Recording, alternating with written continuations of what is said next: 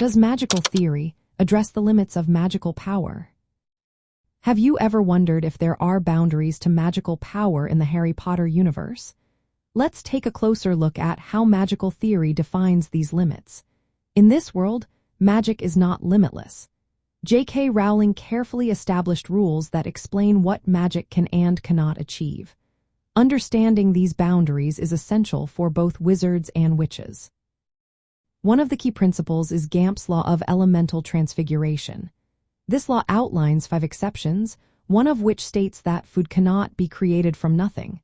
Wizards can magically multiply or prepare food, but they cannot conjure it out of thin air. Similarly, money cannot be created through magic. Any gold produced magically is worthless, showing that genuine currency cannot be conjured. When it comes to life and death, magic has its restrictions as well. Wizards cannot bring the dead back to life permanently. While magical objects like the Resurrection Stone allow communication with the deceased, they do not restore life. Immortality is not achievable through magic alone. It requires powerful artifacts, such as the Philosopher's Stone or Horcruxes, to sustain life naturally. Even these are exceptions rather than the norm. Wizards can choose to become ghosts after death, but this is not true continuation of life. Magic also does not control or reverse aging. Wizards tend to live longer and age more slowly than muggles, but there is no known spell to halt or reverse aging.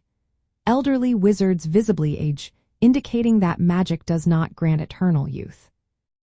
In terms of magical power usage, wizards do not run out of magical energy like in some fantasy stories.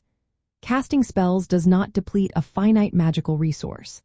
Instead, the effectiveness of magic often relies on the caster's intent, focus, and emotional state. For instance, powerful curses requiring genuine intent, while spells like the Patronus Charm depend on strong positive emotions. This suggests that the limits of magic are more about the skill and willpower of the wizard than about a depleting magical energy source. Understanding these limits has practical implications in wizarding life. The inability to conjure food means wizards must rely on traditional means for sustenance. The impossibility of true resurrection shapes how wizards approach death and mourning. Knowing that magic cannot stop aging influences how wizards prepare for their later years, often using magical means to extend life modestly but not indefinitely. In summary, magical theory in the Harry Potter universe clearly addresses the limits of magical power. It defines restrictions like the inability to create food or money from nothing, the finality of death, the inevitability of aging, and the nature of magical energy tied to intent rather than depletion.